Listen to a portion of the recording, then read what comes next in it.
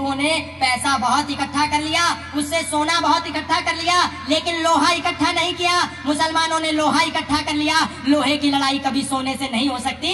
जब बाहर खड़े होंगे लोग हथियार लेकर के, तलवार लेकर के, बंदूक लेकर के, उस समय आपकी सोने की चैन काम नहीं आएगी। उस समय आपकी हाथों की सोने की अंगूठियां काम नहीं आएंगी। उस समय आपकी डायमंड की अंगूठियां काम नहीं आएंगी। उस समय यदि काम आएगा तो केवल और केवल हथियार काम आएगा, क्योंकि हथियार की लड़ाई हथियार से होती है, सोने के जेवरों से हथियार की लड़ाई नहीं होती। और बहुत से लोगों को लगता है अरे ऐसा कुछ भी नहीं होगा, ये कैसे हो सकता है। जिस समय भारत का हिस्सा था पंजाब, जिस समय भारत का हिस्सा था बांग्लादेश, उस समय बांग्लादेश और बंगाल के राजा शशांक थे। शशांक राजा को कभी भी ये नहीं लगता था कि भारत और पाकिस्तान अलग होगा, मेरी ये भूमि कट जाएगी, बट जाएगी, टूट जाएगी और यहाँ से विभाजन होगा। शशांक को कभी नहीं लगता था। लेकिन वही बंगाल दो भागों में विभक्त हो गया। एक बना पूर्वी बंगाल और एक बना पश्चिमी बंगाल। पूर्वी बंगाल बांग्लादेश में चला गया और पश्चिमी बंगाल भारत में रह गया।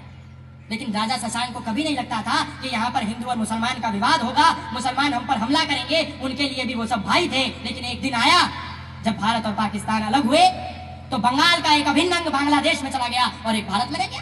पंजाब के राजा महाराजा रणजीत सिंह को कभी नहीं लगता था कि भारत और पाकिस्तान अलग होगा, हिंदू और मुसलमान अलग होंगे। मुसलमान तो हमारे भाई हैं, वो तो ऐसा ही सोचते थे, ये तो हमारे अपने हैं, ये कहां हमसे भूमि अलग करने वाले हैं। लेकिन राजा रणजीत सिंह ने देखा, हम सब ने देखा, उनके वंशजों ने देखा कि एक अभिन्न अंग पंजाब जो भारत का था, गुरुओं की धरती जो पंजाब थी, जिस पंजाब के गुरु तेग बहादुर बलिदान हुए हिंदुओं के लिए, जिस पंजाब के अर्जुन देव बलिदान हुए, जिस पंजाब के वीर बंदा बैरागी बलिदान हुए हिंदुओं के लिए, जिस पंजाब के अजीत सिंह, जुझार सिंह, जोरावर सिंह, फतेह सिंह, माता गुजरी बलिदान हुई हिंदुओं के लिए, जिस पंजाब के भाई सतीदास, भाई मतीदास, भाई दयालदास बलिदान हुए हिंदुओं के लिए, उसी पंजाब को दो भागों में विभक्त कर दिया।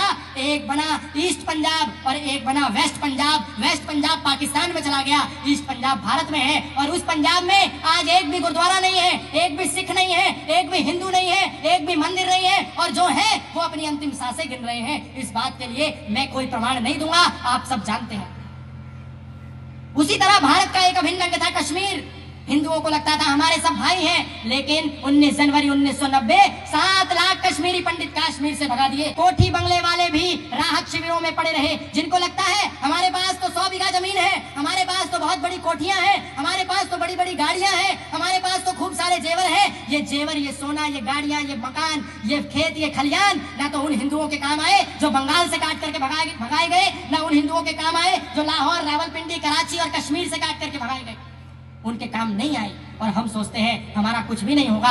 हमको केवल सजग रहना है, जागरूक रहना है, तटस्थ रहना है। हमारी एक भी बेटी किसी इस्लामिक के चंगुल में न फंस जाए, हमारा एक भी बच्चा कोई मुसलमान न बन जाए, हमारा एक भी समाज का भाई कोई ईसाई न बन जाए। इसमें हमको तटस्थ रहना होगा, जागरूक रहना होगा।